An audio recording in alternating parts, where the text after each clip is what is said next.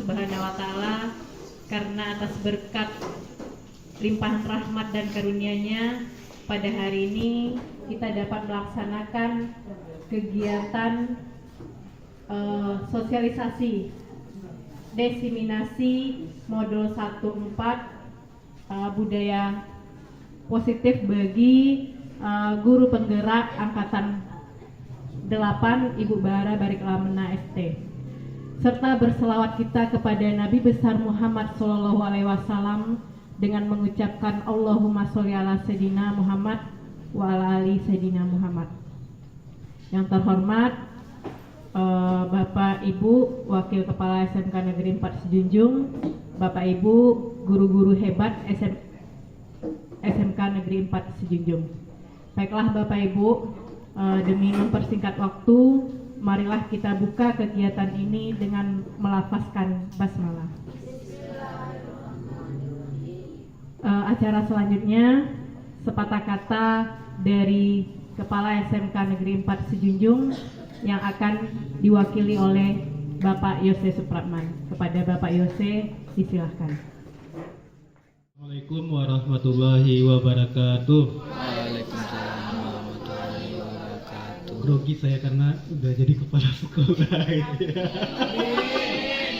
Baik, puja-puja syukur kita hanya kepada Allah, karena dengan nikmat, waktu dan kesempatan dan kesehatan kita dapat berkumpul dalam rangka kegiatan diseminasi CGP Angkatan 8, yaitu Ibu Bariklana Fama. Salam beri salam mari kita sampaikan pada suri tauladan kita Nabi besar Muhammad sallallahu alaihi wasallam. Allahumma shalli ala Muhammad wa ala ali Muhammad.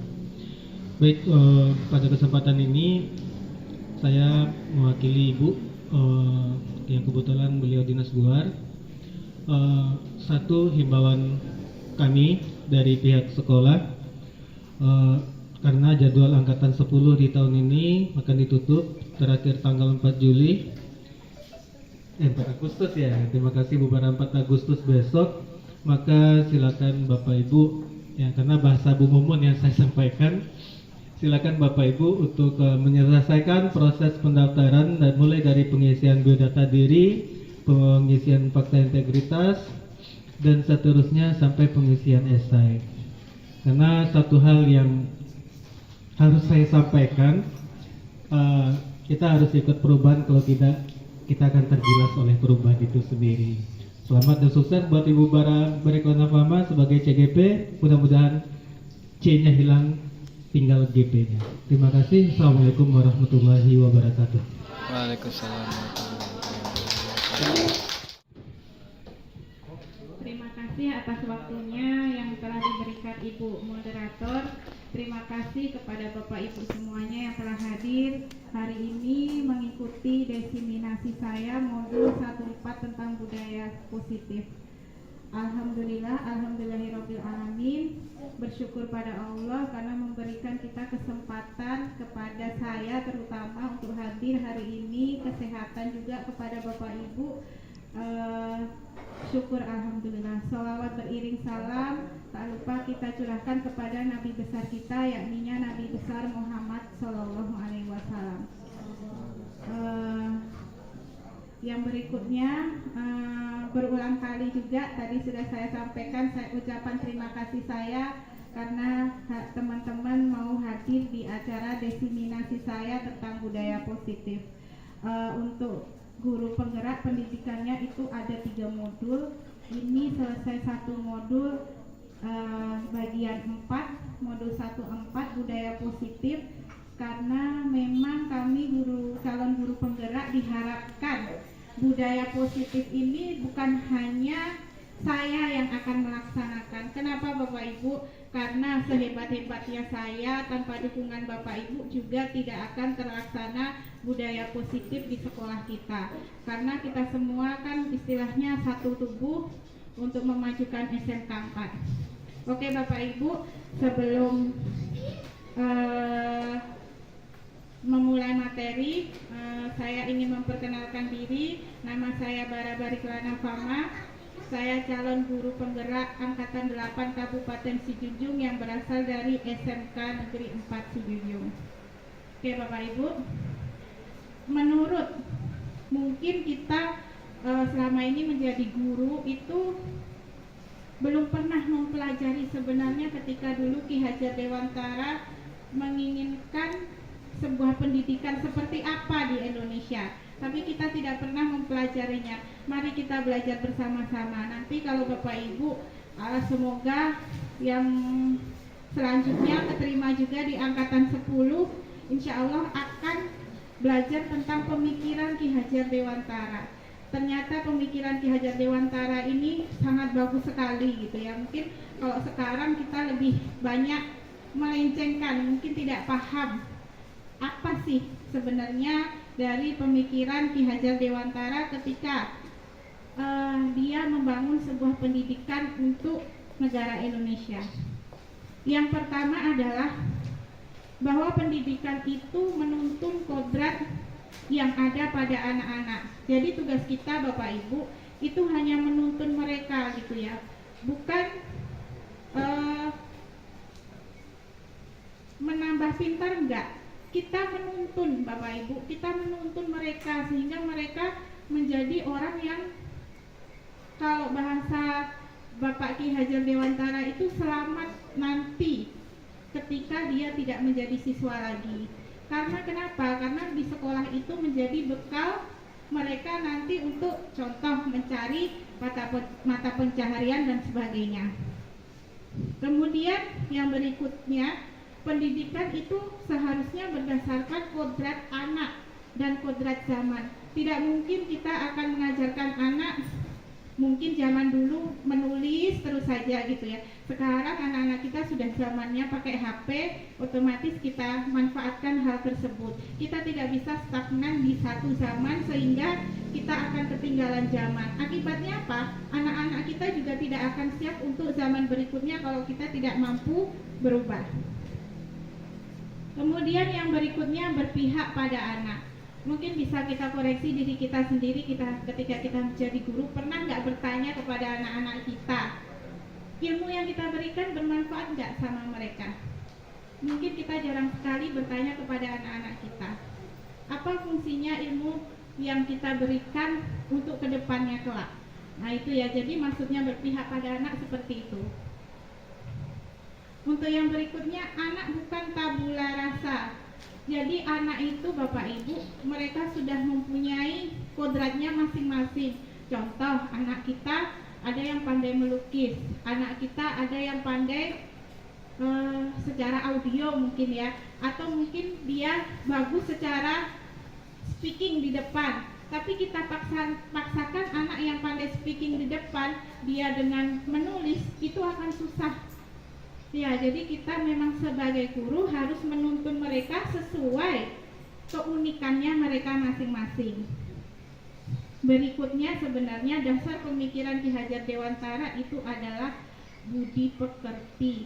Jadi bukan hanya ilmu dan keterampilan, tapi budi pekerti itu niat awal dari Bapak Ki Hajar Dewantara ketika membuat tujuan pendidikan di negara kita. Untuk berikutnya, untuk mencapai budaya positif di sekolah, kita sebagai guru harus mampu mewujudkannya. Nah, budaya positif dapat diterapkan dengan yang pertama disiplin positif, teori kontrol, teori motivasi, posisi kontrol guru, kebutuhan dasar manusia, keyakinan kelas, dan segitiga restitusi. Nah ini ya Bapak Ibu, ketika kita ada disiplin positif, nilai kebajikan itu ada dalam diri anak. Jadi mengajarkan anak untuk bertanggung jawab, kesadaran dirinya lebih kita tekankan. Kemudian anak-anak kita lebih berdisiplin dalam mengontrol dirinya. Kemudian motivasi internal dari anak tersebut bukan karena dari motivasi eksternal anak-anak kita. Nah ini Bapak Ibu posisi kontrol guru. Yang pertama itu ada penghukum. Nanti kita lihat kita biasanya di tipe yang mana.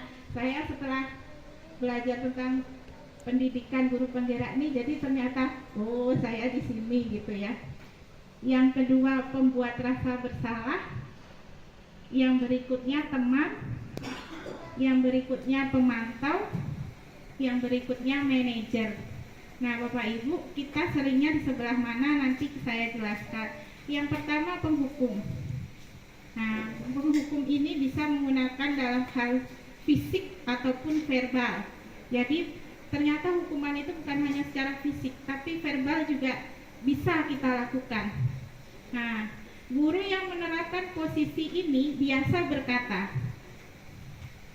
patuhi aturan saya, atau nilai kamu rendah, dan seterusnya. Kayak ada ancaman ya. Kemudian kamu selalu saja salah, atau pasti kamu selalu yang terakhir mengerjakan tugas. Berarti kita sebagai guru itu sudah menghukum anak. Ketika kita mengatakan itu terus ke anak, dia akan motivasi dari dalam akan rendah. Jadi tidak ada, jadi itulah yang dikatakan orang, itulah aku. Padahal sebenarnya tidak seperti itu. Yang berikutnya pembuat rasa bersalah. Nah, ini bisa jadi kita lakukan juga. Guru bersuara lembut, menggunakan keheningan yang membuat orang lain merasa bersalah atau rendah diri. Jadi kita membuat siswa kita merasa bersalah. Nah, guru-guru yang menerapkan ini berkata apa? Contoh, ibu sangat kecewa loh sama kamu, ternyata kamu bisa loh melakukan ini. Sebenarnya itu adalah pembuat rasa bersalah.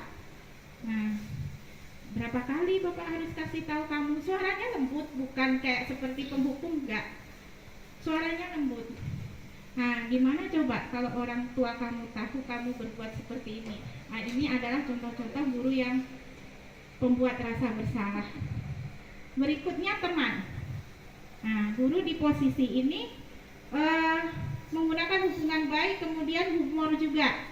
Hal negatifnya adalah ketika anak tersebut kecewa, kita tidak bisa melayani, dia akan berperilaku yang kebalikannya. Nah, tidak merasa dikecewakan, kan seperti itu ya, karena berharap banyak. Guru ini teman saya akhirnya tidak mau berusaha. Nah, guru-guru yang seperti ini biasa mengatakan, ayo bantulah ibu, ayo bantulah bapak. Nah, ayo ingat tidak bantuan bapak selama ini, dan seterusnya, gitu ya. Berikutnya apa? Pemantau. Nah, pemantau itu mengandalkan perhitungan, catatan, data sebagai bukti atas perilaku orang. Mungkin saya termasuk juga yang sebelum-sebelumnya, termasuk 4 ini ada juga di saya semuanya gitu ya. Ternyata selama ini saya salah gitu ya. Nah, guru-guru yang menerapkan posisi ini berkata, peraturannya apa? Apa yang telah kamu lakukan? Ananda kan tahu kalau umpamanya seperti ini, konsekuensinya seperti ini. Jadi kalau kita seperti itu, posisi kita sebagai pemantau gitu ya. Nah, kemudian posisi yang terakhir.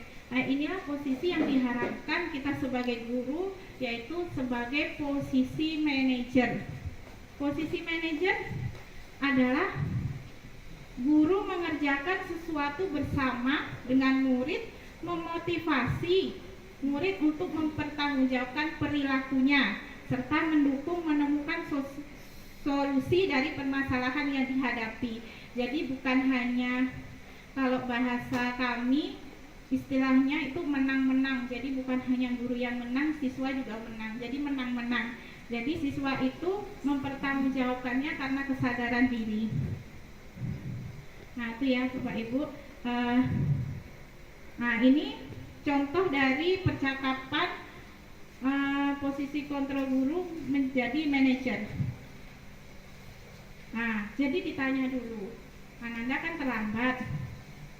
Terus bagaimana cara memperbaikinya? Jadi ide itu muncul dari anak. Hukuman itu dia mau melakukan konsekuensi karena anak sadar dalam dirinya, dari dirinya, bukan karena kita yang sebagai penghukum atau kita sebagai merasa teman terhadap siswa tadi, atau kita sebagai pembuat rasa bersalah, enggak. Jadi memang ketika anak bermasalah, jadi ketika menyelesaikan, berharapnya anak tersebut mencari solusi sendiri dengan bimbingan kita.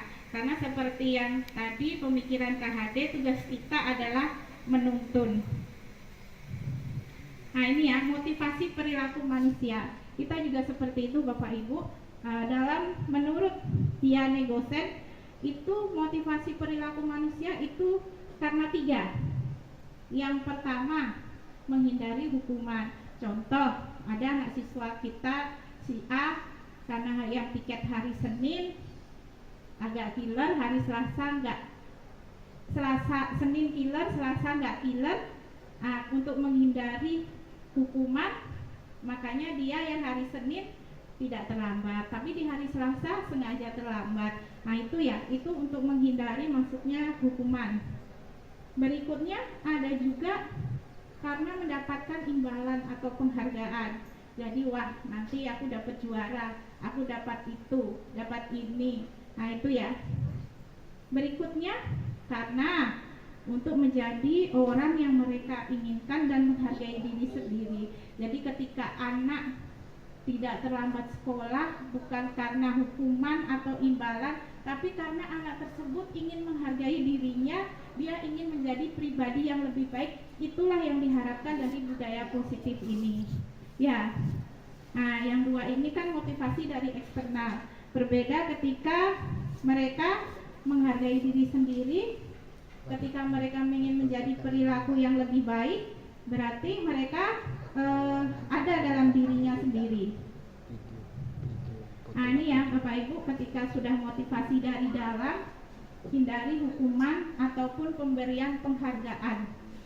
Ya karena kalau sudah ada penghargaan atau hukuman, dia mematikan dari motivasi internal, karena berharapnya dari luar. Berikutnya, untuk menjadi orang yang mereka inginkan, mereka ingin menjadi orang mungkin bisa jadi lebih bertanggung jawab atau menjadi orang lebih baik dan seterusnya. Nah itu ya, sehingga disiplin positif dapat diterapkan di sekolah kita. Baiklah, untuk yang berikutnya silahkan Bapak Ibu lihat video tentang pemberian hadiah vs hukuman vs konsekuensi vs restitusi yang saya ambil dari platform Merdeka Mengajar, topik disiplin positif modul 4.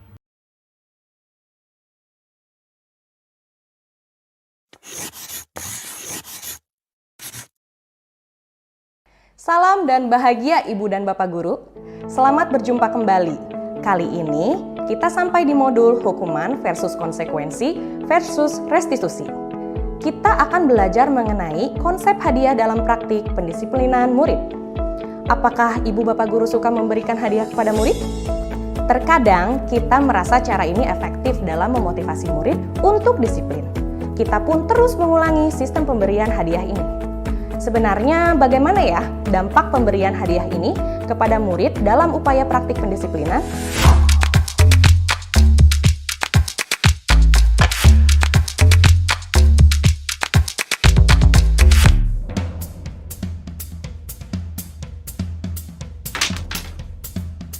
Ada apa Ucok? Saya kesel Pak, tiap piket saya selalu sendiri. Oke, kalau kamu bisa selesaikan piketnya, Bapak janji kamu akan jadi ketua kelas selama 1 minggu. Pak, aku hari ini mau piket lagi, tapi bisa ya Pak? Kalau Ucok jadi ketua kelas selama sebulan? Konsep hadiah dalam pendisiplinan murid kerap dianggap efektif karena murid pada akhirnya melakukan hal seperti yang kita mau, yaitu menaati aturan. Mungkin selama ini kita percaya bahwa dalam pendidikan murid harus bersakit-sakit dahulu, bersenang-senang kemudian. Murid harus menunda kesenangan dengan melakukan tugasnya, menunaikan tanggung jawabnya dulu, setelah itu guru akan memberi imbalan. Konsep penundaan hadiah pada murid ini pernah dilakukan oleh Walter Mischel, seorang psikolog di tahun 1960-an. Ia mengadakan satu eksperimen yang bernama eksperimen marshmallow. Di dalam ruangan, mereka diberi 1 buah marshmallow dan diminta menunggu selama 15 menit. Jika berhasil menahan diri, maka anak itu akan diberi 2 buah marshmallow. Hasilnya, sebanyak 200 anak berhasil dalam eksperimen ini. Melalui eksperimen ini, mungkin kita akan berpikir bahwa ternyata anak-anak bisa kok mengendalikan diri. Tetapi, mari kita lihat lagi. Betulkah mereka dapat menahan diri karena memang ada motivasi internal? Atau apakah ini karena ada janji 2 buah marshmallow? Bagaimana menurut Ibu dan Bapak? Ibu dan Bapak, kita kembali ke adegan pembuka tadi tentang Ucok. Pak Ihsan mungkin merasa berhasil membuat Ucok menjadi disiplin. Tetapi keesokan harinya, Ucok ternyata meminta menjadi ketua kelas lagi. Bagaimana ini? Sepertinya Ucok akan terbiasa untuk diberi hadiah agar mau melakukan tugasnya. Kita belajar bahwa hadiah tidak harus berupa benda. Ia bisa berbentuk pujian, stiker bintang, stempel di buku, janji menjadi ketua kelas, dan lain-lain. Nah, ternyata hadiah tidak menciptakan ketaatan jangka panjang. Jika kita ingat materi sebelumnya tentang 3 alasan perilaku murid, perilaku Ucok yang berfokus pada hadiah adalah bentuk perilaku murid level 2. Dia menjadi disiplin karena ingin mendapatkan hadiah. Ini merupakan perilaku disiplin murid yang didasarkan pada motivasi eksternal. Jika suatu saat hadiahnya hilang, apakah Ucok akan tetap disiplin? Ketidakefektifan pemberian hadiah untuk menciptakan disiplin jangka panjang diungkapkan oleh Alfie Kohn. Menurut Kohn, ada 5 alasan untuk tidak menggunakan sistem hadiah dalam pendisiplinan murid. Yang pertama, menghambat kinerja, kreativitas, dan motivasi murid. Murid akan berfokus pada hadiah dibandingkan dengan tugas yang ia kerjakan. Yang kedua, hadiah memiliki potensi hukuman. Hadiah dan hukuman sama-sama mengandung janji bahwa akan ada hal yang didapatkan murid pada akhirnya. Jika hadiah tak tercapai, akan memunculkan kekecewaan. Yang ketiga, menyebabkan putusnya hubungan sosial. Murid akan menganggap siapapun yang menghalanginya untuk memperoleh hadiah merupakan halangan dalam hidupnya, sehingga mereka sulit untuk berteman dan hubungan sosial pun semakin jauh. Yang keempat, membuat gagal menemukan sumber masalah. Murid tidak belajar untuk mengenali sumber masalah dan tidak belajar menyelesaikan masalah, karena fokusnya langsung pada hadiah. Yang kelima, kehilangan motivasi intrinsik jangka panjang. Murid terbiasa ada sesuatu yang ia akan dapatkan, sehingga motivasi intrinsik murid untuk melakukan sesuatu akan hilang. Dalam menciptakan ketaatan jangka panjang, kita dapat memberikan makna pada murid akan tanggung jawabnya. Ajaklah mereka berdiskusi dengan bahasa tubuh yang lembut, pemilihan kata yang mudah, contoh-contoh konkret, dan tindakan nyata dari kita. Dengan begini, murid melihat kita melakukan tindakan disiplin yang sama. Lakukan secara konsisten. Pada akhirnya, murid akan mengerti makna dari setiap tindakan yang mereka harus lakukan. Bagaimana Ibu dan Bapak Guru?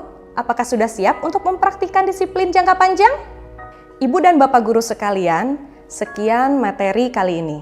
Sebagai guru, tentunya kita menghargai usaha murid dengan memberikan pujian atau apresiasi. Kita bisa pikirkan pujian atau apresiasi seperti apa yang bisa kita berikan pada murid sehingga tidak terkesan berlebihan, dan murid juga bisa mengerti maknanya. Selamat belajar dan tetap semangat ya. Salam dan bahagia Ibu dan Bapak Guru hebat.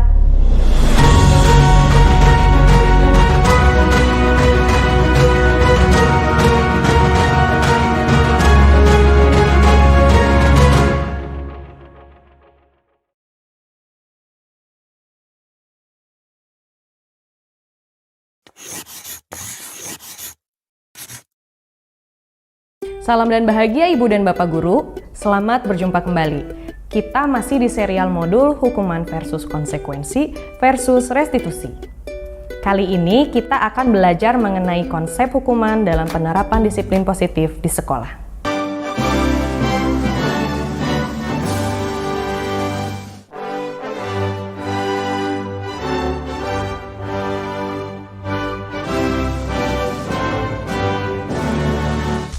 Rina, kamu tahu salah apa? Iya Bu, maaf, tapi saya ketinggalan. Ketinggalan terus. Lain kali dibawa topinya, supaya kamu gak kepanasan. Sudah sana, berdiri di lapangan. Hormat di bawah tiang bendera selama 15 menit.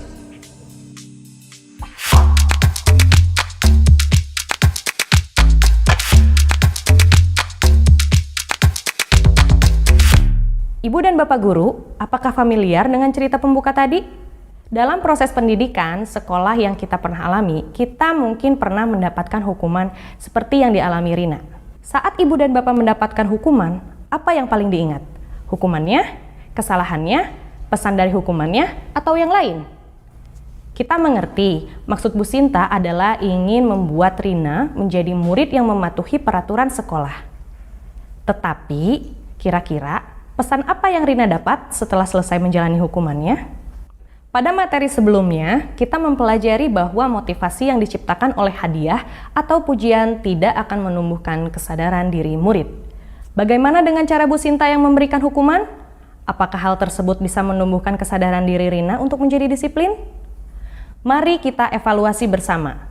Terdapat kata-kata Bu Sinta yang menjatuhkan Rina. Lalu terdapat juga bahasa tubuh yang intimidatif seperti menunjuk-nunjuk disertai intonasi suara yang tinggi. Semua perlakuan ini akan membentuk konsep diri yang negatif pada Rina. Ia bisa menjadi tidak percaya diri, terlebih dia dihukum di depan teman-temannya dan harus berdiri sendirian. Ini bukan situasi positif yang mendukung murid ke arah disiplin jangka panjang. Ibu dan Bapak Guru, masih ingatkah saat kita belajar materi restitusi disiplin diri atau RDD? Guru diajak untuk menciptakan kondisi yang positif, yaitu keadaan tanpa paksaan dan kekerasan, termasuk bahasa yang intimidatif, intonasi suara yang tinggi, atau mimik muka yang menyeramkan. Jika kondisi positif tercipta, maka pesan kita dapat tersampaikan dengan baik. Untuk membantu menciptakan kondisi positif, Diane Gozen mengklasifikasi 3 faktor utama yang harus diperhatikan. Mari kita lihat diagram lingkaran berikut ini. Dalam diagram ini terlihat bahwa bahasa tubuh mempunyai peranan terbesar, yaitu sebesar 55%. Intonasi suara sebanyak 35%, dan pemilihan kata yang digunakan sebesar 10%. Ibu dan Bapak Guru, saat kita berkomunikasi dengan murid yang melanggar aturan, tentu kita berharap ia mengerti dan sadar akan kesalahan dan tanggung jawabnya. Oleh sebab itu, perhatikanlah bahasa tubuh dan intonasi suara. Terlebih pada murid jenjang pendidikan rendah seperti PAUD, yang lebih mudah menangkap pesan dari bahasa tubuh dan intonasi yang kita keluarkan. Pada kasus Rina, apakah ia menangkap pesan yang ingin disampaikan? Bu Sinta bilang loh bahwa topi itu untuk melindungi dari panas. Tetapi pesannya tidak sampai karena kesan pertama yang ditangkap Rina adalah kondisi yang tegang, menakutkan, dan dia tahu bahwa dia bersalah. Dengan cara penyampaian dan hukuman seperti itu, kesan yang Rina terima bukanlah aku mengerti kesalahanku dan harus memperbaiki, melainkan aku salah dan ini hukuman buat aku. Pada praktik pendisiplinan menggunakan bentuk hukuman, kita menghadirkan situasi paksaan atau tampilan kekerasan pada murid. Seharusnya kita ingat lagi bahwa merupakan hal yang normal bagi manusia untuk berbuat salah. Sehingga kita dapat hadirkan ruang empati bagi mereka. Dengan demikian, mereka menjadi lebih terbuka untuk mengevaluasi kesalahannya dan tidak mengulangi kesalahan yang sama. Mari kita lihat kembali pada kasus Rina. Bu Sinta memintanya untuk berdiri di lapangan. Apakah bentuk hukuman ini bermakna dan mempunyai relevansi dengan kesalahan Rina? Diane Gozen mengungkapkan bahwa dalam hukuman tidak ada korelasi logis antara kesalahan dan solusi yang dipilih untuk memperbaiki kesalahan tersebut. Dan pada konsep hukuman, murid tidak diajak berdiskusi dalam pemecahan masalah, hanya guru yang menentukan. Akhirnya, murid tidak belajar makna di balik tanggung jawabnya. Ibu dan Bapak Guru, pernahkah mengalami kejadian di mana murid tidak mengulangi kesalahannya setelah kita beri hukuman? Apakah ini tandanya murid berhasil disiplin setelah dihukum? Lalu, apakah disiplinnya berasal dari kesadaran diri? Mari kita ingat lagi materi alasan perilaku murid level 1, yaitu murid melakukan tindakan untuk menghindari rasa sakit. Hukuman yang kita lakukan dapat membuat murid menjadi malu, merasa bersalah, dan rendah diri. Di sisi lain, hukuman ini juga bisa berdampak buruk pada kinerja kita. Ketika murid tetap melakukan kesalahan yang sama, padahal sudah berkali-kali dihukum, pada akhirnya kita akan merasa putus asa dan membiarkan saja murid melakukannya lagi. Energi kita sudah habis rasanya. Jika situasinya seperti ini, apakah akan ada dampak yang positif dari hukuman? Ibu dan Bapak Guru sekalian, mari kita ingat lagi bahwa sebagai guru, tugas kita bukan hanya untuk mengajar, tapi juga mendidik murid secara menyeluruh dan utuh. Dengan memberlakukan hukuman, pesan apa yang kita sampaikan pada mereka? Apakah ada perkembangan positif yang didapat? Hukuman tidak menjamin murid menjadi disiplin. Dan sama seperti hadiah, hukuman juga melahirkan ketaatan jangka pendek. Lalu, bagaimanakah cara agar murid menjadi disiplin dengan konsep ketaatan jangka panjang? Kita akan pelajari pada materi selanjutnya ya. Ibu dan Bapak guru yang hebat, dengan kita mengenali dan memahami konsep hukuman, kita sudah bisa mulai merefleksikan bagaimana proses penerapan disiplin kita selama ini. Mari kita lihat lagi bagaimana kita bisa memperbaiki praktik pendisiplinan kita. Salam bahagia Ibu dan Bapak guru hebat.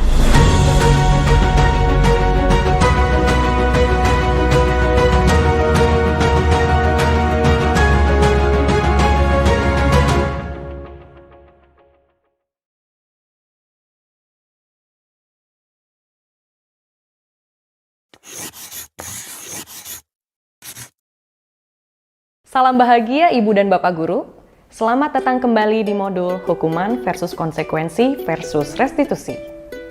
Jika di materi sebelumnya kita sudah membahas mengenai hukuman, kali ini kita akan membahas tentang konsekuensi. Semoga setelah mempelajari materi ini, kita dapat lebih mengerti tentang konsep konsekuensi dan perbedaannya dengan hukuman.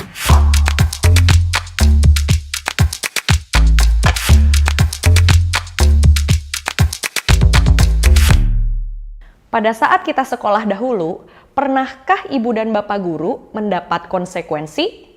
Misalnya, jika merusak sarana dan prasarana sekolah, maka diskors untuk beberapa waktu. Atau, jika tidak mengerjakan PR, kita harus menyalin PR tersebut sebanyak 2 kali. Sekarang, kalau kita berefleksi dan mengingat itu semua, apa benar ya yang kita alami dulu merupakan bentuk konsekuensi? Ibu dan Bapak guru, konsekuensi erat kaitannya dengan akibat yang akan kita terima dari suatu perbuatan. Kita diajarkan untuk bertanggung jawab atas perbuatan kita sesuai dengan peraturan. Diane Gozen menerangkan bahwa konsekuensi adalah sebuah keadaan di mana terdapat kesepakatan dan bentuk tanggung jawab yang sudah bisa diprediksi oleh murid dan guru. Jadi, jika murid melakukan kesalahan, mereka bertanggung jawab sesuai dengan kesepakatan atau aturan yang berlaku. Murid dapat berkontribusi membuat kesepakatan atau aturan kelas bersama-sama dengan guru. Adanya kesepakatan inilah yang membuat konsekuensi berbeda dengan hukuman.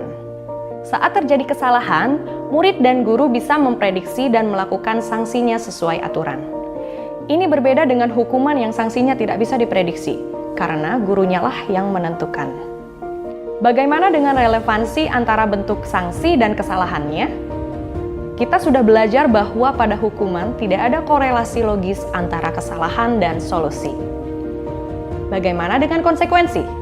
Menurut Gozen, konsekuensi memiliki bentuk solusi yang lebih logis daripada hukuman. Ini karena mereka ikut menyepakati peraturannya. Dalam pelaksanaan konsekuensi, kita sebagai guru bertugas untuk memonitor, memantau tingkah laku murid.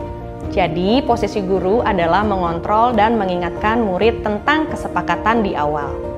Solusinya sendiri bisa datang dari murid sesuai aturan yang berlaku.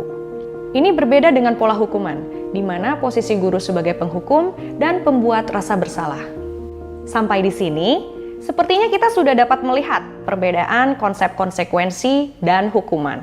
Ibu bapak guru, mari kita lihat kedua ilustrasi di bawah ini. Yang manakah yang merupakan konsekuensi? Duh, haus nih. Anak-anak, selesai mengerjakan halaman 50, lanjutkan sampai halaman 56 ya. Baik, Pak. Ya, Haska, jadi basah kan nih tas aku. Sudah. Haska, ayo jika salah, apa yang harus dilakukan? Ayo minta maaf. Pada ilustrasi ini, saat Haska menumpahkan botolnya, siapakah yang memilihkan solusinya? Pak Santo atau Haska? Apakah Haska belajar untuk memperbaiki kesalahannya? Pak Santolah yang memilihkan solusi untuk memperbaiki keadaannya, yaitu dengan minta maaf. Haska tidak dilibatkan, Haska semakin tidak mengerti akan kesalahannya. Ibu dan Bapak guru, kira-kira ini bentuk konsekuensinya bukan ya? Ilustrasi satu ini bukan bentuk konsekuensi. Sepertinya bagi Pak Santo, ucapan minta maaf adalah suatu bentuk konsekuensi. Tetapi, apakah itu menjamin bahwa Haska mengerti kesalahannya dan tidak mengulanginya lagi? Bisa jadi minta maaf hanyalah sekedar ucapan tetapi tidak memperbaiki masalahnya. Tidak ada korelasi yang logis antara menumpahkan air dengan hanya minta maaf. Pagi Haska, mana masker kamu? Oh iya, maaf Pak, saya lupa pakai. Kamu tahu kan apa konsekuensinya jika tidak memakai masker? Iya Pak, belajar sendiri di perpustakaan. Baik, silahkan langsung ke perpustakaan. Pada ilustrasi 2 ini, Pak Santo mengajak Haska untuk mengingat kembali konsekuensi dan Haska menyebutkannya. Apakah ini sudah sesuai dengan bentuk konsekuensi? Sepertinya Haska dan Pak Santo sudah tahu peraturannya bersama. Jika tidak membawa masker, Haska sudah tahu konsekuensinya, yaitu belajar sendiri di perpustakaan. Dia sendirilah yang menyebutkan konsekuensinya. Di sini juga terlihat korelasi yang logis antara kesalahan dan sanksinya. Sepertinya pada ilustrasi kedua ini sudah lebih terlihat bahwa ini merupakan bentuk konsekuensi. Haska mendapatkan sanksi sesuai aturan. Pak Santo berada dalam posisi pemantau kesalahan murid dan mengingatkan bahwa setiap kesalahan mempunyai konsekuensi sesuai kesepakatan. Ibu dan Bapak guru sekalian, dengan melihat kedua ilustrasi di atas, kita sudah lebih mengerti akan bentuk konsekuensi. Apakah dari kedua solusi di atas ada yang membuat murid berhasil memperbaiki masalahnya? Jika konsekuensi dilakukan seperti dalam ilustrasi 2, kira-kira motivasi Haska untuk tidak mengulangi kesalahannya kembali apa ya? Apakah karena Haska memang sadar pentingnya masker? Atau karena dia takut dan malas belajar sendiri di perpustakaan? Lalu, di kedua ilustrasi di atas, tidak ada yang mengajak Haska untuk belajar memperbaiki kesalahannya. Kalau begitu, konsekuensi itu sama tidak ya dengan restitusi? Nanti kita bahas lagi di materi berikutnya. Ibu dan Bapak guru sekalian, sekian materi konsekuensi untuk kali ini. Sebelum kita benar-benar mengakhiri, yuk kita berefleksi sebentar. Silahkan diingat-ingat kembali satu bentuk tindakan konsekuensi yang sudah pernah Ibu dan Bapak guru lakukan. Apakah bentuk konsekuensi tersebut efektif untuk mendisiplinkan murid? Jika murid tidak mengulangi kembali kesalahannya di masa mendatang, kira-kira faktor apa ya yang mendasarinya? Intrinsik atau ekstrinsik? Selamat belajar! Salam bahagia Ibu dan Bapak guru hebat!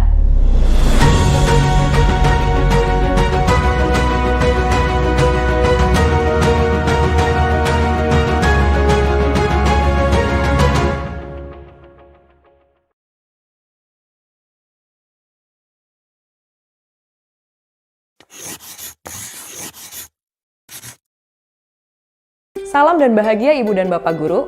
Selamat datang kembali di modul hukuman versus konsekuensi versus restitusi. Ibu dan Bapak guru sekalian, setelah kita sudah belajar konsep hukuman dan konsekuensi, maka kali ini kita akan belajar mengenai restitusi. Diharapkan dengan materi ini kita dapat lebih mengerti perbedaan antara hukuman, konsekuensi, dan restitusi.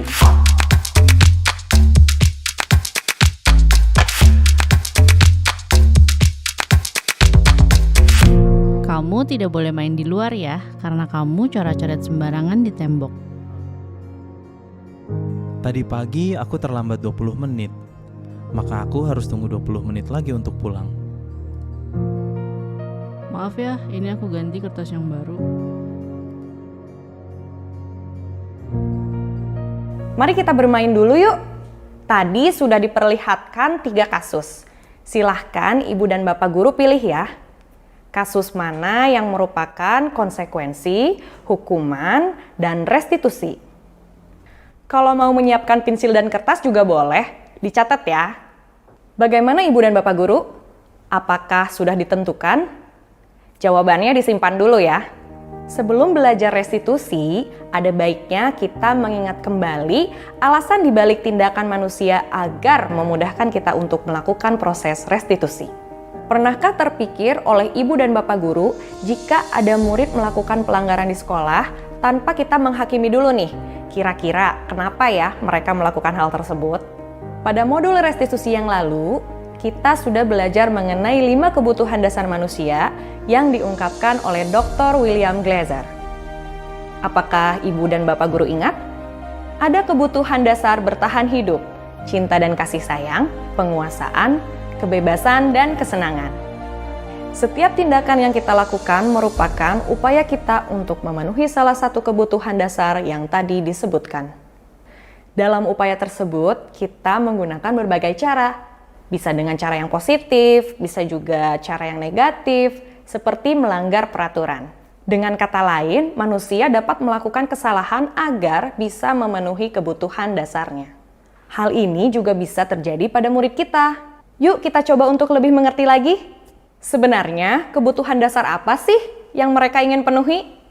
Untuk lebih jelasnya, mari kita analisis kasus A, B, dan C berikut ini. Kasus A adalah murid TK mencoret-coret tembok. Jika alasannya karena iseng dan bosan, maka dia mencari kebebasan. Jika jawabannya adalah karena dia senang melakukannya, maka itu adalah kesenangan yang berusaha dipenuhi. Kasus B adalah murid SMP yang datang terlambat 20 menit. Jika alasannya adalah karena ia harus membantu ibunya, maka ia sedang memenuhi kebutuhan hidup. Jika ia mengatakan bahwa ia kesiangan, ibunya tidak membangunkannya, maka ia mungkin sedang berupaya memenuhi cinta dan kasih sayang. Ia ingin diperhatikan oleh gurunya atau ibunya, karena gurunya pasti akan melaporkan hal tersebut pada orang tuanya. Kasus C adalah murid SD yang merobek kertas temannya. Jika alasan sang murid adalah karena kesal pada temannya dan ingin temannya menuruti keinginannya, maka ia sedang memenuhi kebutuhan penguasaan. Dengan mengerti dan membuka diri atas beragamnya kebutuhan dasar manusia, maka kita bisa memberikan ruang kepercayaan dan empati pada setiap kesalahan murid. Ketika kita bisa mengerti kebutuhan apa yang sedang ia ingin penuhi, reaksi kita akan menjadi lebih tenang, tidak menghakimi. Kita bisa berkomunikasi dengan lebih baik kepada murid. Disinilah proses restitusi bisa kita mulai. Dengan memahami kebutuhan dasar manusia, kita menjadi lebih sadar bahwa murid kita sebenarnya adalah manusia, sama seperti kita. Mereka juga bisa salah. Tugas kita adalah membimbing mereka untuk belajar memperbaiki kesalahannya. Pada konsep hukuman dan konsekuensi, kita belum mengajarkan kepada mereka bagaimana memperbaiki kesalahannya. Dalam kedua konsep ini, mereka hanya sekedar menjalankan sanksi. Terkadang kita merasa capek karena banyaknya pekerjaan. Jadi kita memilih jalur cepat bagi murid untuk menyelesaikan masalahnya, yaitu melalui hukuman dan konsekuensi. Ini tidak melatih murid untuk mempunyai perilaku berpikir kritis sebagai pemecah masalah yang baik. Pada restitusi, kita menanamkan rasa percaya, memberikan ruang refleksi dan diskusi untuk mereka bisa memilih solusi terbaik dalam memperbaiki masalah mereka. Dengan memberikan kebebasan kepada mereka untuk memperbaiki masalahnya, maka kita sudah memberikan hak kemerdekaan kepada mereka untuk belajar atas kesalahannya. Dengan ini, kita juga sudah memenuhi satu kebutuhan dasar murid, yaitu kebebasan. Terkadang kita masih suka bingung dan terjebak tentang konsekuensi dan restitusi. Kita suka menyebut setiap solusi yang keluar dari ide murid itu sendiri. Hal itu merupakan restitusi. Kita perlu lihat lagi, apakah solusi itu mempunyai korelasi logis untuk memperbaiki masalahnya, atau mereka hanya sekedar menjalani konsekuensi. Mari kita kembali melihat kasus A, B, dan C yang Ibu dan Bapak Guru sudah kategorikan. Kita akan lebih jelas melihat perbedaan antara hukuman, konsekuensi, dan restitusi. Pada kasus A, murid mencoret-coret tembok lalu tidak boleh mengikuti sesi bermain. Mari kita analisis, adakah korelasi yang logis antara mencoret tembok dengan tidak dapat sesi bermain? Lalu bagaimana dengan tembok yang kotor? Siapa yang membersihkan? Pada kasus ini, murid hanya menerima hukuman atas tindakan pelanggarannya. Untuk jenjang PAUD, ini bisa membuat murid menjadi trauma, takut, dan mungkin saja jadi benci pada gurunya. Dia akan menganggap sekolah tidak menyenangkan karena sesi bermain telah direnggut darinya. Karena terkadang mereka belum mengerti apakah tindakannya salah atau benar. Mungkin dia di rumah boleh mencoret tembok. Kita perlu berikan waktu dan pengertian lebih kepada mereka untuk memaknai tindakannya benar atau salah. Pada kasus B, murid datang terlambat lalu dia memilih untuk tinggal sesuai jumlah waktu keterlambatannya. Jika tidak ada proses diskusi tentang mengapa dia terlambat dan bagaimana dia bisa mengatasinya agar besok bisa tepat waktu, maka ini adalah bentuk konsekuensi. Meskipun murid memilih sendiri solusinya, tapi tidak ada perbaikan akan masalah keterlambatannya. Ajaklah murid untuk mengidentifikasi masalah keterlambatannya. Tanyakan pada mereka apa yang bisa dilakukan untuk mengatasi masalah tersebut. Pada kasus C, murid merobek kertas temannya. Ia meminta maaf dan memilih untuk mengganti kertas tersebut. Dengan meminta maaf, maka ia sudah mengerti bahwa ia berbuat salah. Tentu kita harus pastikan bahwa meminta maaf memang pilihannya, bukan karena paksaan orang lain. Lalu, dengan ia mengganti kertas temannya yang robek, kita bisa melihat usahanya untuk bertanggung jawab, memperbaiki kesalahannya. Sepertinya, di sini murid sudah mengerti bahwa kesalahannya itu harus diperbaiki dan bukan hanya selesai dengan minta maaf. Jika solusi ini adalah atas usul murid sendiri, maka restitusi sudah terjadi. Dampak ke depannya, murid akan memiliki disiplin diri. Dia mengerti bahwa merobek kertas temannya adalah salah. Dia tidak akan mengulangi. Bukan karena dia takut atau mau hadiah dari gurunya, tapi karena dia tahu ini adalah hal yang benar untuk dilakukan. Bagaimana Ibu dan Bapak Guru? Apakah jawabannya benar semua? Jika belum, tidak perlu khawatir, karena dalam memahami dan menerapkan restitusi, prosesnya memakan waktu yang tidak sebentar. Teruslah berusaha membuka diri untuk melihat perspektif lain dari kasus pelanggaran murid, yaitu dengan mengerti dulu kebutuhan dasar manusia. Ini akan sangat membantu. Meskipun prosesnya terlihat panjang atau mungkin kita juga bingung bagaimana dan dari mana memulainya, tetapi restitusi mempunyai dampak positif yang panjang bagi perkembangan murid. Lalu, apa saja ya tantangan dan bagaimana cara kita memulai restitusi di kelas? Kita akan bahas pada materi selanjutnya ya. Ibu dan Bapak Guru sekalian, sekian materi restitusi untuk saat ini. Sebelum kita benar-benar mengakhiri, yuk kita berefleksi sebentar. Silahkan diingat-ingat kembali satu bentuk tindakan pelanggaran murid yang pernah kita hadapi. Bagaimana cara Ibu dan Bapak Guru dalam membantu murid menyelesaikan masalahnya? Apakah saat itu kita sudah memberikan kesempatan untuk murid bisa melakukan restitusi? Jika belum, apa yang harus diperbaiki agar proses restitusi dapat kita terapkan? Dari mana kita bisa memulainya? Selamat belajar Ibu dan Bapak Guru. Tetap semangat ya. Salam bahagia Ibu dan Bapak Guru hebat.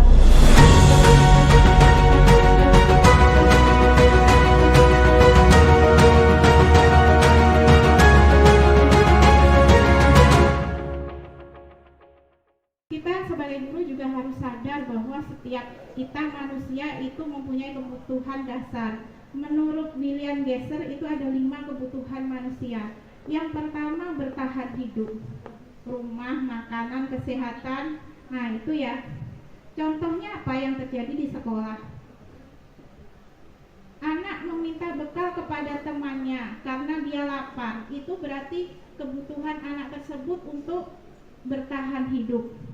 Nah, sehingga apa efeknya? Mungkin bisa jadi dia mengambil bekal orang lain. Nah, itu kan harus kita perhatikan. Jadi, ketika kita menyelesaikan kasus, tahu apa masalahnya. Berikutnya apa? Kesenangan. Kita sebagai manusia perlu senang, bermain, tertawa. Enggak anak-anak kita saja, mungkin kita sebagai guru kan butuh juga refreshing, butuh holiday. Ya kan Bapak Ibu, itu kan bermain, tertawa, dan senang. Jadi ketika ada anak yang mengganggu temannya, dia merasa senang, itu mungkin karena kebutuhan dasar dia sebagai manusia di bagian kesenangan tidak terpenuhi. Akhirnya dia mengganggu temannya. Berikutnya kasih sayang dan rasa diterima. Ini pasti ya, kita kalau tahu anak tidak merasa diterima di kelas, nanti dia akan merasa minder. Berikutnya kebutuhan dasar manusia, kebebasan. Nah, jadi ada juga contoh kasus di sini Doni karena dibawain bekal, ternyata bekal dari orang tuanya itu aja, dia nggak merasa bebas. Kemudian akhirnya dia mengambil lauk temennya karena merasa lauk temennya lebih enak karena dia bosan dengan hal-hal yang biasa. Nah, itu kebebasan. Itu sama juga dengan diri kita, Bapak Ibu. Kalau kita walaupun rendang enak, kita makan tiap hari, dia juga tidak akan terasa enak. Tapi kalau makan rendangnya setahun sekali, sangat enak sekali. Berikutnya, penguasaan. Anak-anak kita pasti ingin diakui kemampuannya, prestasinya, dan didengarkan. Nah, itu ya. Nah, itu untuk bisa jadi yang mengganggu tadi itu bisa menjadi contoh ya. Nah, itu untuk kebutuhan dasar manusia tadi. Nah, keyakinan kelas. Untuk menerapkan budaya positif, hal pertama yang bisa kita lakukan adalah membuat keyakinan kelas.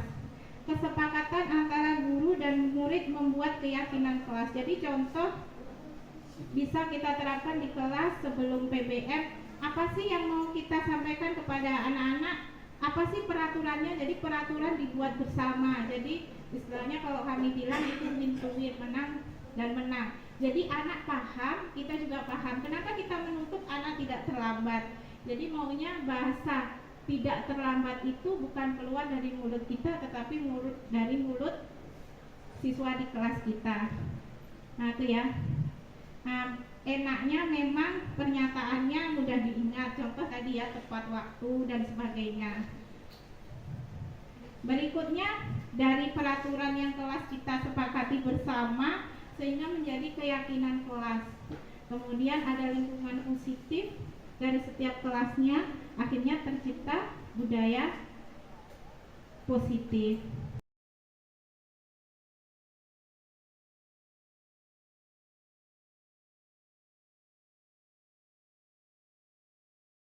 Warahmatullahi wabarakatuh. Waalaikumsalam.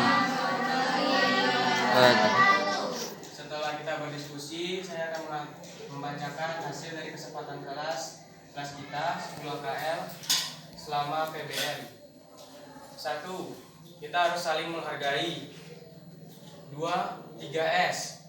Salam sopan santun. 3. Bertanggung jawab terhadap alat-alat labor dan tugas. 4. Meningkatkan disiplin. 5. Semangat belajar. Jadi kita semuanya harus melaksanakan ini dengan sungguh-sungguh dan jangan sampai melanggar. Sekian, terima kasih. Assalamualaikum warahmatullahi wabarakatuh. Waalaikumsalam.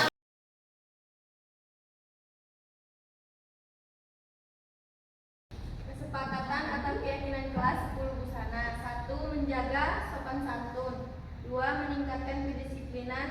3. Tertib dalam berpakaian. 4. Tidak menggunakan HP kecuali dibutuhkan dalam pelajaran. 5. Bertanggung jawab baik di kelas dan di labor. Oke, bisa dipahami teman-teman? Bisa dilaksanakan? Bisa dilaksanakan? Bisa. Nah, insya Allah bisa.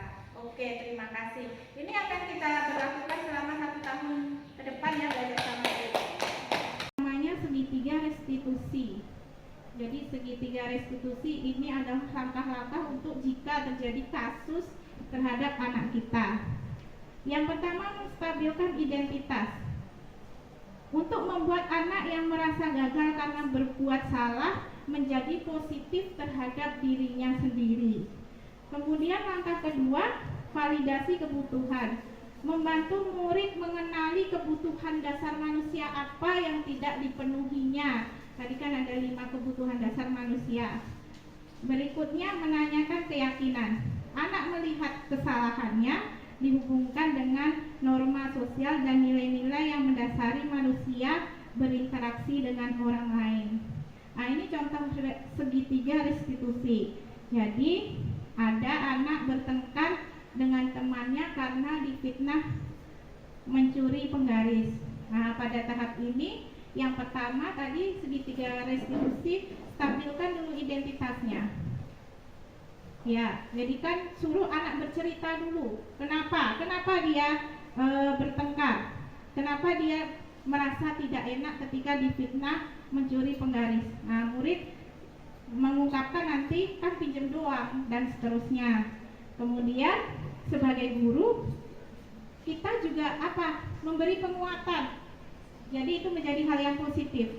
Iya, kamu pasti marah dan kesal karena dikatakan mencuri. Kita aja juga sebagai guru kan tidak diterima kalau kita merasa difitnah. Berikutnya langkah kedua, validasi tindakan yang salah terhadap anak tersebut. Lalu apa yang kamu lakukan? Ya saya marah-marah dan seterusnya. Nah, dari sini kita mengajak anak untuk berpikir dan menganalisis kesalahannya. Guru, ya sampai begitu ya, kamu melakukan ini karena alasan tertentu kan? Jadi kita tanya alasannya, kenapa dia marah-marah dan seterusnya. Baru yang terakhir kita tanyakan keyakinan. Baik, coba diingat lagi, ketika kamu mengambil barang orang lain tanpa izin lalu marah-marah sampai merusak barang orang lain, apakah itu sesuai dengan prinsip yang kamu pegang? Itu ya. Jadi memang yang pertama, yang terakhir memang kita tanyakan lagi keyakinan tadi. Keyakinan ingin menjadi orang yang lebih baik tadi. Nah itu ya. Silakan Bapak Ibu lihat video menyelesaikan kasus menggunakan segitiga restitusi berikut ini.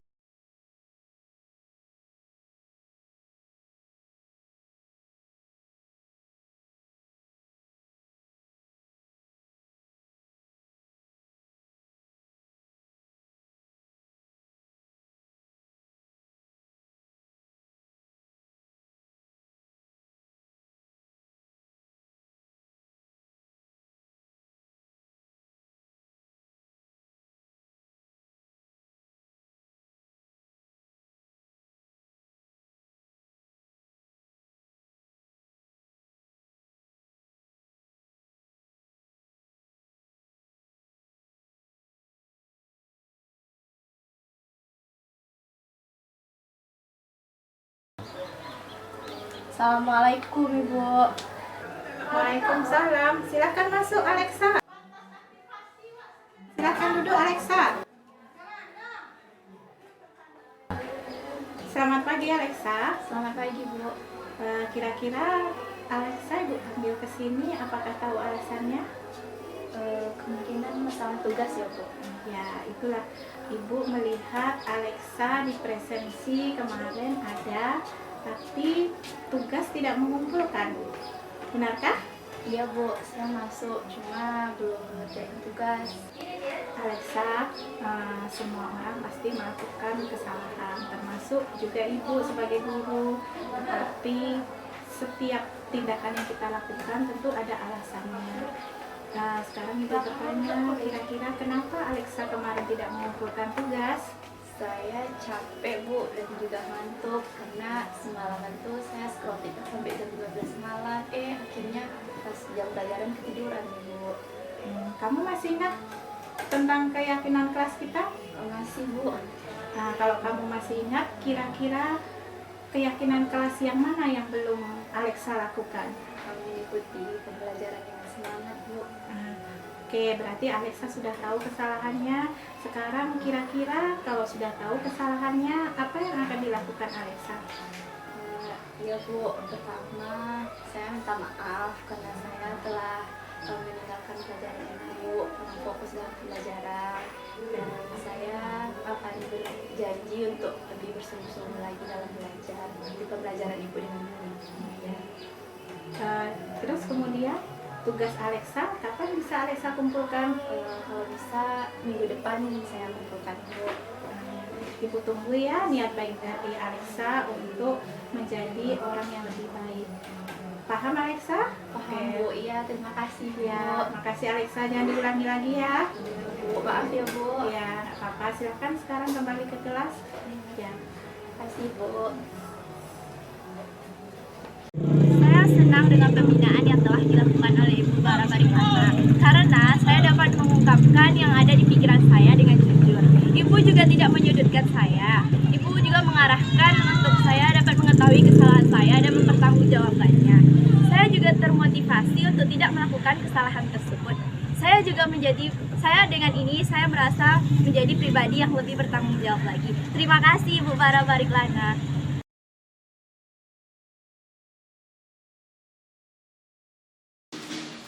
Assalamualaikum. Waalaikumsalam. Silakan masuk Rahmat. Rahmat, tadi belajar sama Ibu jam pertama datang terlambat ya? Ya Bu, tadi ada masalah datang. Oke Rahmat, setiap orang pernah melakukan kesalahan, termasuk juga Ibu, walaupun Ibu sebagai guru juga pernah melakukan kesalahan. Tetapi setiap tindakan kita tentu saja ada alasannya. Jadi sekarang Ibu tanya, kira-kira kenapa tadi Rahmat datang terlambat? Padahal biasanya Rahmat tidak pernah datang terlambat. Tadi Rahmat mengantarkan adik guru ke SMP. Dan tadi adik Rahmat bangunnya terlambat. Jadi Rahmat ikut terlambat. Rahmat, tadi belajar sama Ibu jam pertama datang terlambat ya? Ya Bu, tadi ada masalah datang. Oke Rahmat, setiap orang pernah melakukan kesalahan, termasuk juga Ibu, walaupun Ibu sebagai guru juga pernah melakukan kesalahan. Tetapi setiap tindakan kita tentu saja ada alasannya. Jadi sekarang Ibu tanya, kira-kira kenapa tadi Rahmat datang terlambat? Padahal biasanya Rahmat tidak pernah datang terlambat. Tadi Rahmat mengantarkan adik guru ke SMP. Dan tadi adik Rahmat bangunnya terlambat. Jadi Rahmat ikut terlambat. Rahmat masih ingat dengan kesepakatan atau keyakinan kelas kita? Kira-kira keyakinan mana yang tidak Rahmat terapkan? Semangat mengikuti kegiatan pembelajaran dan datang 10 menit sebelum pembelajaran. Nah, sekarang karena Rahmat tidak melaksanakan hal tersebut, kira-kira bagaimana cara Rahmat menerapkan keyakinan kelas kita terhadap pelanggaran yang telah Rahmat lakukan? Yang pertama, saya minta maaf karena saya terlambat. Yang kedua, saya akan membangunkan adik saya lebih pagi agar saya tidak terlambat lagi datang ke sekolah. Apakah masih ada yang lain? Saya beritahukan Ibu dan meminta izin sama Ibu jika memang ada kondisi yang menyebabkan saya datang terlambat. Ibu apresiasi niat baik Rahmat untuk menjadi manusia lebih baik ke depannya. Ibu tunggu perbaikan perilaku Rahmat. Ya, insyaallah. Terima kasih Rahmat, silahkan kembali ke kelas. Nanti takutnya terlambat di jam pembelajaran berikutnya. Ibu Bariklana melakukan pembinaan dengan mengkonfirmasi kesalahan saya. Saya senang dengan hal tersebut. Jadi saya tidak merasa dihukum. Hal itu membuat saya lebih semangat untuk tepat waktu dan lebih disiplin lagi.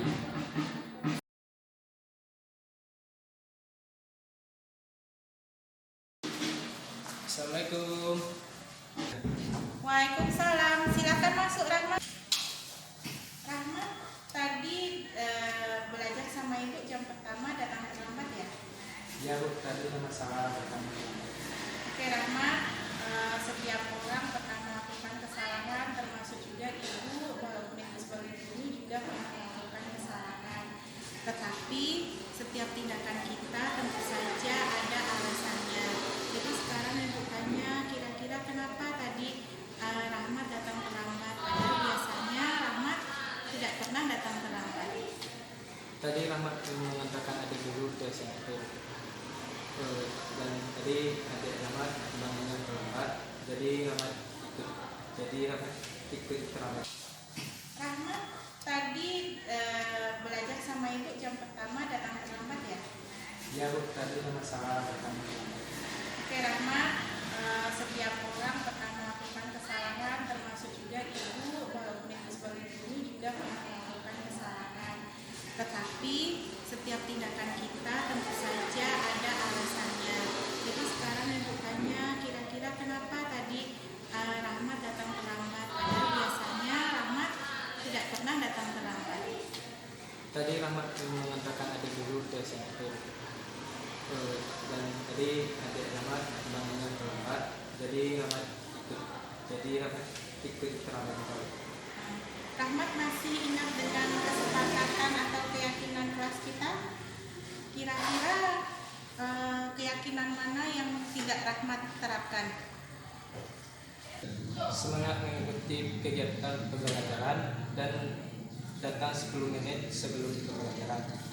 Nah, sekarang karena Rahmat tidak melaksanakan hal tersebut, kira-kira bagaimana cara Rahmat menerapkan keyakinan kelas kita terhadap pelanggaran yang telah Rahmat lakukan?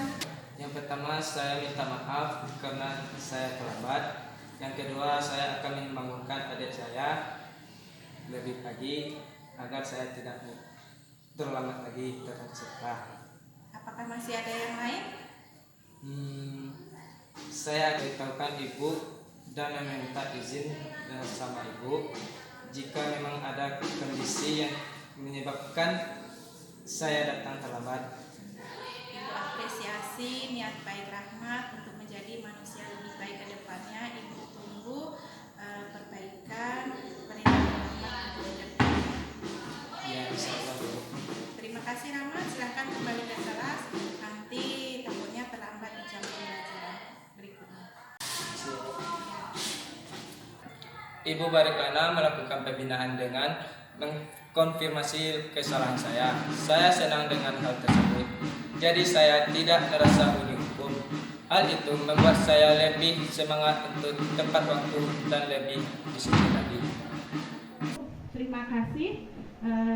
Itu dari saya. Mohon maaf jika ada salah. Ibu akhiri. Assalamualaikum warahmatullahi wabarakatuh.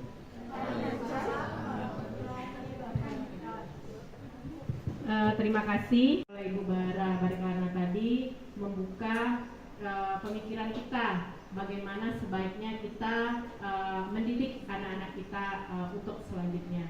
Mudah-mudahan apa yang disampaikan itu memang kita melaksanakannya secara bersama-sama dan memberikan perubahan-perubahan ke arah yang lebih baik untuk mendidik anak-anak kita semuanya. Baiklah Bapak Ibu, segmen selanjutnya yaitu tanya jawab. Dipersilahkan kepada Bapak Ibu semuanya.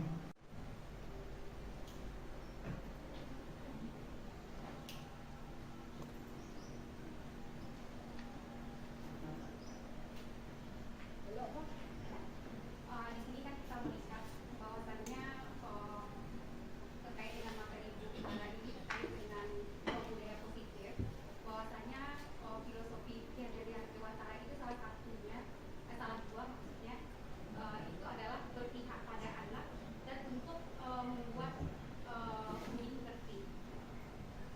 Nah, kalau pertanyaan saya di sini yaitu berpihak pada anak yang seperti apa sikap kita seorang guru seharusnya yang akan kita tampilkan, berpihak seperti apanya yang perilaku anak yang harus kita berpihak kepadanya.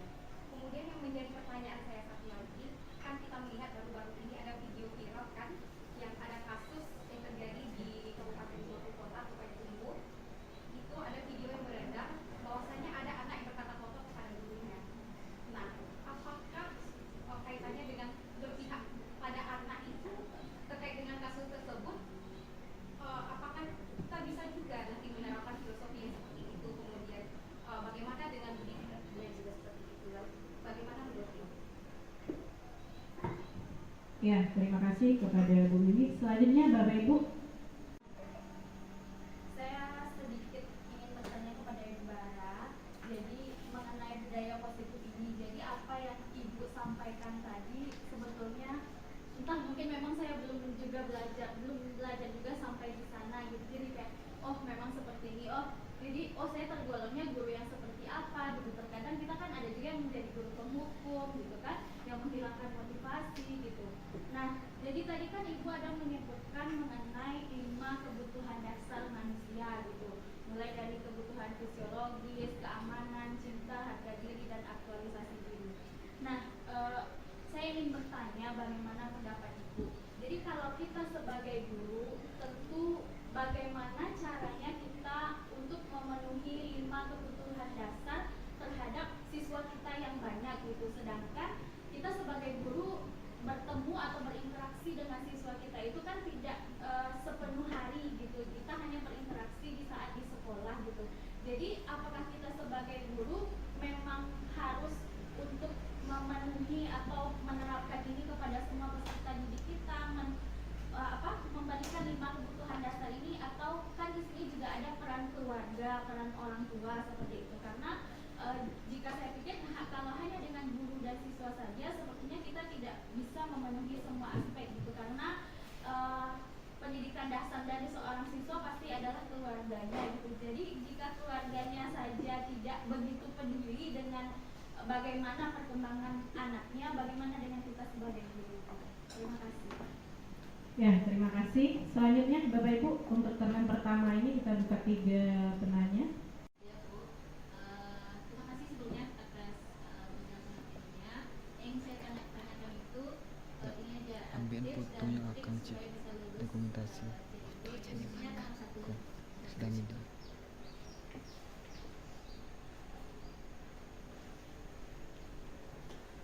Ya, terima kasih atas 3 penanya. Baiklah, kita akan coba, Bu Bara akan coba menjawab pertanyaan yang telah diberikan oleh yang pertama dari Bu Wiwi, yang mana menurut filosofi Ki Hajar Dewantara, yaitu berpihak pada murid, seperti apa sebenarnya yang berpihak pada murid.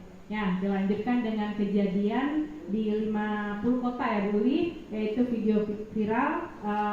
Menanggapi hal yang seperti itu, bagaimana Bu Bara menanggapinya berpihak pada muridnya seperti apa? Mungkin itu pertanyaan pertama dari Bu Wiwi.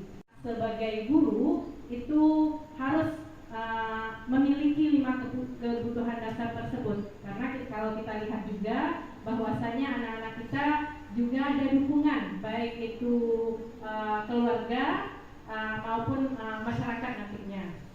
Yang ketiga dari Miss Iim, yaitu bagaimana sih tips and trick lulus CGP. Ya, terima kasih. Kita persilakan kepada Ibu Bara untuk menjawab pertanyaannya. Terima kasih kepada Bapak Ibu, Ibu-ibu yang sudah memberikan pertanyaan. Semoga jawaban saya bisa memuaskan, karena juga saya masih dalam tahap belajar gitu. Maksudnya berpihak pada murid, contoh jika kita menjadi guru, ketika kita mengajarkan sesuatu pembelajaran, diharapkan pembelajaran itu benar-benar bermanfaat untuk mereka. Jadi kita melihat dari sisi mereka, jangan hanya melihat dari sisi kita. Contoh, materi ini harus diajarkan, boleh materi, makanya kita menggunakan kurikulum merdeka. Materi ini kira-kira yang dibutuhkan anak untuk kedepannya apa? Nah itu ya. Jadi maksudnya merdeka itu seperti itu. Kita guru yang menentukan. Tidak seharusnya kita mencomot dari sekolah lain A, kita juga A, tidak seperti itu. Kita lihat karakteristik siswa kita. Dengan materi ini kebutuhan anak kedepannya apa, seperti itu. Kemudian untuk berpihak pada anak, mungkin kalau kayak kasus tadi ya, jadi bukan berpihak pada anak itu bukan maksudnya anak yang seperti apa. Contohnya yang tadi ya, contoh yang di 50 kota ya, itu saya yakin karena memang anak tersebut tidak, atau sekolah tersebut, atau mungkin sekolah tersebut tidak melaksanakan keyakinan kelas. Kalau keyakinan kelas itu kita awali dari pertemuan pertama atau kedua pembelajaran. Contoh, kita tanyakan dulu kesepakatan kita di kelas apa anaknya. Namanya anak tersebut bilang, Bu, kalau sudah selesai tugas boleh nggak main HP. Nah, jadi kita pikir kembali, ketika anaknya menggunakan HP, apa lebihnya bagi Anda setelah selesai belajar? Apa lebihnya kita sebagai guru? Jadi kesepakatan itu kita kaji bersama. Contohnya juga, umpamanya kita dalam keyakinan kelas, kesepakatan kelas kita sudah membuat tidak berkata kotor. Nah, jadi ketika dia berkata kotor, maka kita lakukan tadi segitiga restitusi sehingga dianya sadar bahwa dianya itu salah. Jadi bukan makin membantah. Ya itu ya Bapak Ibu. Kemudian yang kedua, untuk memenuhi kebutuhan dasar. Memang betul yang disampaikan sama Bu Nur Aulia, kita tidak terlepas dari orang tua gitu ya. Bahkan saya sendiri ketika asesmen pribadi mandiri menilai diri saya sendiri, saya lemah di situ, berkoordinasi dengan orang tua. Jadi mungkin sama-sama nanti saya perbaiki juga, Bapak Ibu perbaiki juga. Jadi dalam bentuk budaya positif memang perlu kerjasama dengan orang tua. Nah itu ya, maksudnya untuk kebutuhan dasar juga kita ketika anak melakukan masalah, kasus, kita paham bahwa anak itu contoh yang tadi ya, karena mungkin di rumah tidak merasa disayangi, tidak diterima. Jadi untuk menyelesaikan itu kan kita harus paham anaknya. Untuk melakukan segitiga restitusi tadi kita memahami dulu anak. Kalau kita tidak memahami, gimana kita akan menyelesaikan? Bagaimana kita akan membuat sebuah pertanyaan-pertanyaan atau bimbingan sehingga anak tersebut sadar dengan dirinya sendiri. Kemudian untuk yang ketiga, tips dan trik dari Bu Miss Im ya, untuk CGP esai menurut saya Bapak Ibu khususkan di kegiatan yang memang Bapak Ibu handle. Contoh misalnya jadi panitia ujian, Bapak Ibu ceritakan di situ ngapain aja, apa kelebihan Bapak Ibu di situ, dan seterusnya. Begitu juga dengan wawancara. Jadi kalau nanti wawancara tidak jauh-jauh dengan esainya. Jadi kalau kita menceritakan contoh panitia ujian, ya itu nanti yang kita jawab ketika wawancara, jangan yang lain-lain. Itu tips dan trik. Atau mungkin Bapak Ibu pernah membimbing tari, ekstrakurikuler tari, Bapak Ibu menemani anak dari make up jam segini pagi, lebih bagus lagi Bapak Ibu sebutkan di situ hari, tanggal, tahun kejadian. Itu akan lebih membuat penilai percaya bahwa itu memang kejadian Bapak Ibu sendiri. Contoh yang kemarin, contoh tari ke Kakung ya, ceritakan make up dari jam sekian, kemudian pulang jam 12, ceritakan itu gitu. Jadi jangan yang hal yang ngambang gitu ya. Kalau itu pesan dari Bu, itu juga dari Bu Media dulu, pengawas SMA, ceritakan yang memang kita menjalaninya.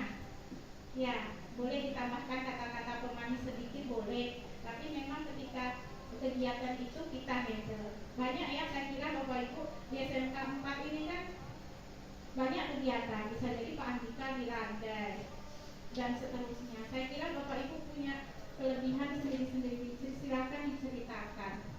Ya, jadi tidak harus dia sesuatu yang wah gitu, yang umpamanya kayak membawa anak kita Ayu ke nasional, tidak harus.